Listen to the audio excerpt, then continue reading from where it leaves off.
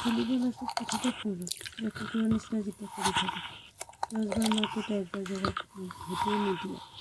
পুরো নিচলা করা নাই